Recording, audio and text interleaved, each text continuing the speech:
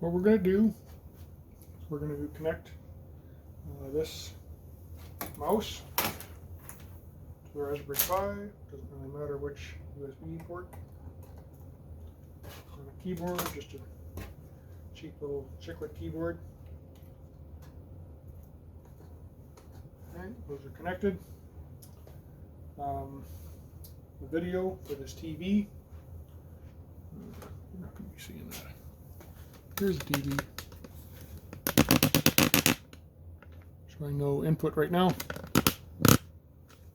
Anyway, we're going to get him plugged into a 90-degree adapter on the Raspberry Pi, just because it's really difficult to get that plugged in without putting a lot of force on the connector. So I bought like a $5 adapter, 90-degree adapter.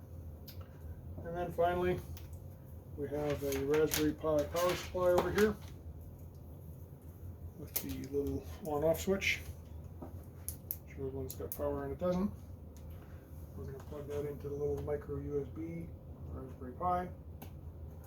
The red boards on top and beside are the Sunfounder boards. I don't remember what this one says it does, but this one is the servo controller, and this one's the pulse width modulation controller. I don't remember what that one's called. In any case, so we're plugged in.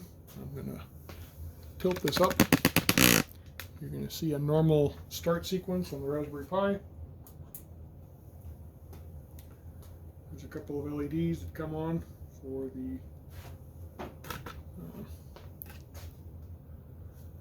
Raspberry Pi.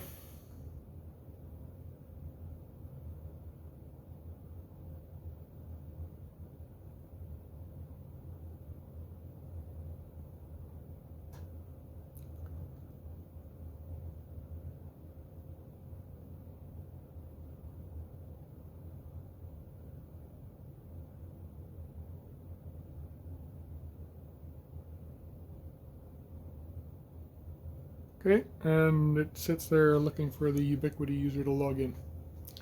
You don't have to, but that's what it looks like when it starts up. Looking down here, you can see that there is a, move it over a little bit. You can see a red LED down here with a green beside it. It's blinking. You can see a green LED over here on the servo controller and a red LED on the PWM controller. This is the battery pack. There's two 18650 cells underneath there, and we will be plugging that in eventually after we get everything calibrated and stuff, so that the Sunfounder boards can run the motors. Right now there's no power to the motors, there's just power to the electronics. So that's, I guess, about what I wanted to show you.